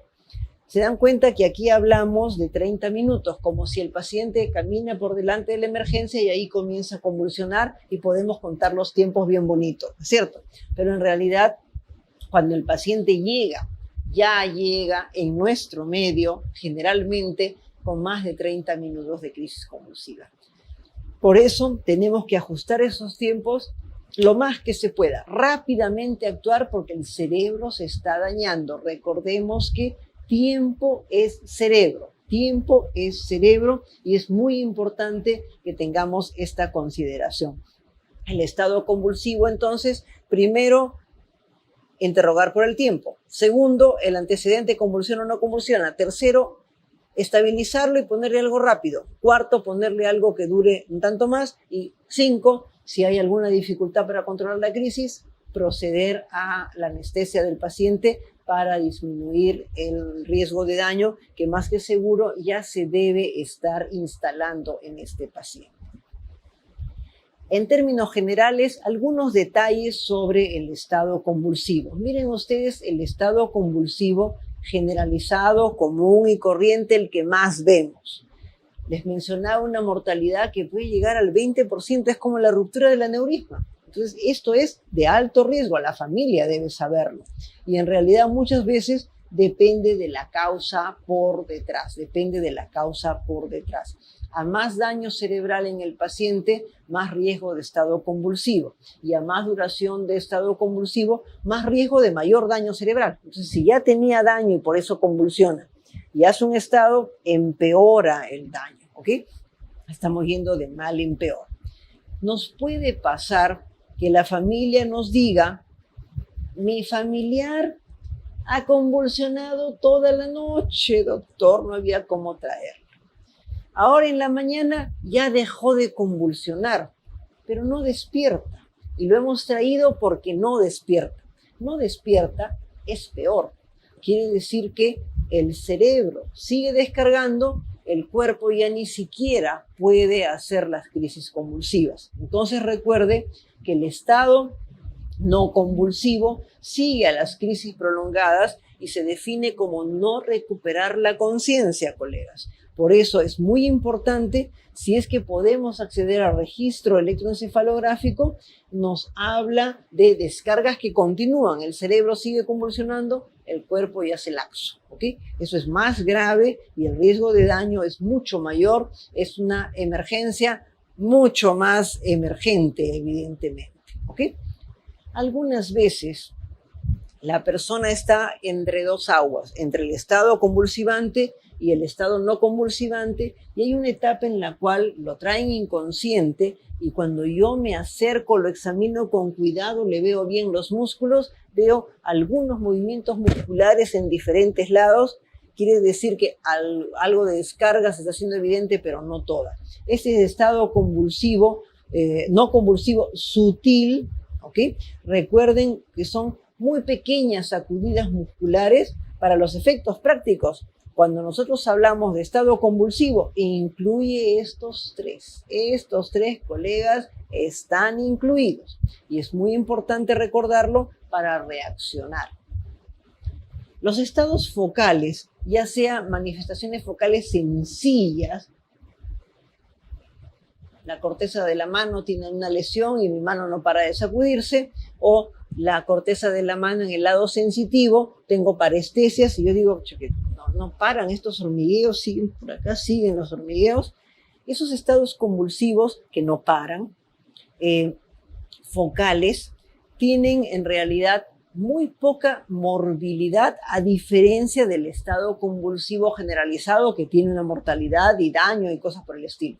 Aquí es poco, pero sí tiene un problema mecánico. Por ejemplo, hemos tenido una vez convulsionando durante 3 días seguidos una paciente que convulsionaba todo el miembro superior, ¿ok? Y convulsionaba y ella estaba ahí con su crisis tratando de controlar, tratando de no hacerse daño, almohaditas y no sé cuántas cosas, y seguía moviéndose el brazo. Terminamos con un hombro doloroso terrible, ¿ok? Todo un problema en el hombro por la cantidad de crisis. Entonces, son otro tipo de complicaciones. Intentamos en esa paciente, y eso deben recordar siempre, el hecho de que estos estados convulsivos focales son más difíciles de tratar, curiosamente. Porque hemos intentado de todo, hasta dormirla, porque ya el pobre hombro estaba sufriendo mucho. Vino el anestesiólogo y la durmió, pero dormir totalmente a una persona solamente por una convulsión focal es un riesgo bastante discutible, ¿verdad? Entonces la durmió, paró la crisis, esperamos un rato y la volvimos, bajamos la anestesia y nuevamente convulsionó. O sea, o la teníamos dormida o no paraba, y realmente una decisión muy difícil. Finalmente, en el tercer día ya calmaron las crisis y tuvimos que hacer una consulta de traumatología por el problema, ¿ok? Entonces recuerden ustedes que en los casos simples, la morbilidad es baja, pero hay otras complicaciones y son de difícil tratamiento, a veces muy prolongados, ¿okay? Que se haya visto más secuelas no se han visto, pero sí la parte mecánica puede influir. El estado convulsivo complejo es sí toda una cosa difícil de pronunciarse y evaluar. Es entrar en cambio de comportamiento, en automatismo durante varias horas. Algunas publicaciones hacen pensar que estos estados convulsivos de tipo complejo, con automatismos sostenidos durante varias horas, pueden estar detrás de cierto tipo de comportamiento patológico muy agresivo, donde la persona presenta crisis de agresividad tremendas y agarra un arma y apuñala a varias personas, agrede a varias personas sin parar y sin poderse contener, ¿no? Entonces recuerden el estado complejo. Este estado complejo es, aunque no convulsione la persona, pero este comportamiento automático largo y prolongado es de mucho más riesgo, y estas personas sí tienen morbilidades y mortalidades elevadas. Es una incógnita todavía porque es el límite entre lo conductual y la descarga en una zona conductual, ¿okay? Entonces es muy complejo manifestarse sobre esto y muy complejo de estudiar también, ¿okay? El estado mioclónico. El estado mioclónico o es parte de una epilepsia mioclónica, la gran mayoría de tipo degenerativo, salvo la epilepsia mioclónica juvenil, que es relativamente benigna y de fácil tratamiento, pero el estado mioclónico generalmente está asociado a cuadros de lesión cerebral severa, o también se pueden presentar cuando una persona ha tenido una lesión aguda y se está recuperando. Una persona con una hipoxia severa, respiró humo, alguna cosa de esas, está en coma con gran edema y de pronto empieza a despertarse y empiezan a hacer mioclonías. A veces inclusive quieren agarrar algo y la mioclonía interrumpe el movimiento. Entonces el estado mioclónico generalmente está en relación con daño neurológico severo y no tiene buen pronóstico, ¿okay? El estado de ausencias es un estado benigno. El niño puede estar en estado de ausencias horas, ¿ok? El daño es poco probable hasta donde se ha podido evaluar, no se han descrito casos en los que haya habido daño, y una benzodiazepina en dosis baja puede controlar este estado convulsivo de ausencia. El estado de ausencia es desencadenado por fármacos equivocados en la mayor parte de los casos, colegas. Fármaco equivocado en la mayor parte de los casos. Le damos una fenitoína, una carbamazepina y el niñito entra en crisis de ausencia sostenida, ¿ok? Y quisiera que veamos aquí en estas dos láminas últimas un detalle práctico, porque recordar los mecanismos de acción, ¿verdad?, está bien complicado, ¿no es cierto? Hay muchos mecanismos. Una pequeña orientación que les puede ayudar a ordenar su pensamiento y les puede ayudar también a la hora en que analizan las propuestas de respuesta en un examen. Miren ustedes en esta lista los fármacos que actúan en especial en los canales de sodio, canales de calcio y canal de potasio. ¿Recuerdan la primera lámina? Hablábamos del sodio, del calcio y hablábamos del potasio en la parte final. Miren cuántos fármacos, en particular la carbamazepina, la fenitoína, en particular la lamotrigina, la lacosamida. Como ven ustedes, los más comunes y corrientes actúan sobre canales. En cambio, en la siguiente lámina, miren ustedes los fármacos que actúan sobre las nuevas tendencias. ¿Cuál es la nueva tendencia? No tanto los canales que despolarizan, sino más bien que actuemos sobre el equilibrio entre excitación e inhibición. Y miren cómo hemos intentado utilizar todo lo que es GABAérgico, ¿ok? Y dentro de los fármacos benzodiazepínicos encontramos los GABAérgicos. Y dentro del GABA y levetiracetam también. Y miren ustedes cómo los fármacos nuevos, muchos de ellos están acá. Y hay uno que nos sorprende. Miren al final, en la B chica, el valproato. El valproato, que es, sobre todo estaría en la primera página, ¿verdad? Con el paso del tiempo, al principio pensábamos que lo más importante para el valproato era este componente, pero aquí vemos que el valproato es una excepción y es un agonista GABAérgico, siendo viejito como los más modernos. Aquí están la gran mayoría de fármacos nuevos, Miren esta proteína que tiene que ver con la liberación de los neurotransmisores. El vibracetam y el levetiracetam actúan sobre esa proteína. Ese sí es un mecanismo mucho más novedoso que cualquier otro, es de los más recientes mecanismos descubiertos. Los otros fármacos, la gran mayoría, actúa sobre GABA. Estamos todos a la espera de aquellos fármacos que antagonicen el glutamato, sino que hay varios receptores antagonistas de glutamato, varios receptores de glutamato. Por consiguiente, desarrollar antagonistas es complejo. Nos corremos el riesgo de interferir con funciones muy importantes dentro del cerebro, pero en realidad ese es un punto donde todavía no se ha explorado mucho, ¿okay? La gran mayoría está por el mecanismo de aumentar la inhibición. Un poquito para que nos podamos organizar en este tipo de componentes, ¿ok? Muy bien, amigos. Hemos avanzado todo el componente de anticonvulsivantes. En la siguiente parte de la reunión vamos a analizar fármacos antiparkinsonianos y vamos a ver algunas preguntas que nos permitan ver no solamente estos dos grandes grupos de fármacos, sino algunas cosas sobre analgésicos para dolores de cabeza y demás, ¿ok? Vamos a hacer una pausa activa de unos 15 minutos y nos reencontramos en unos 15 minutos, 8:15 aproximadamente. Con permiso.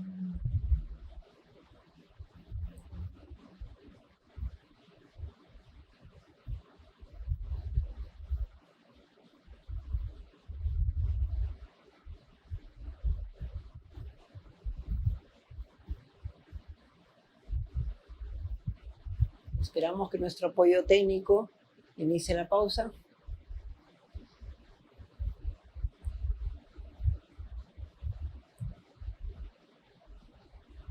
Aprovechemos esta pausa para activar un poco la parte motora, aprovechemos para algo que nos permita mejorar el metabolismo cerebral, por ejemplo, algún componente de glucosa. Recordemos que si nos estimulamos mucho hasta ahora, también vamos a tener dificultad para dormir. De paso que estamos un poco recordando las características del sueño natural que todos debiéramos tener. ¿Okay? Esperemos que nuestra parte técnica nos apoye con el componente de pausa.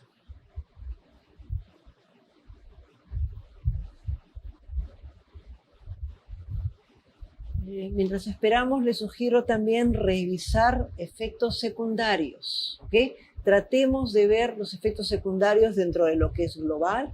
Veamos los efectos secundarios también. Nos ayuda mucho a la memoria lo que es opuesto. ¿Okay? Lo que es opuesto. Y los efectos secundarios complementarios. Lo que sube de peso, valproato, lo que baja de peso, topiramato. Recuerden ustedes lo complementario, lo metabólico. El valproato va a producir componentes de hiperamonemia, la carbamazepina de hiponatremia. Recordemos las cosas especiales como la depresión vinculada a levetiracetam. En fenitoína tienen de todo. ¿Qué no da la fenitoína? ¿Okay?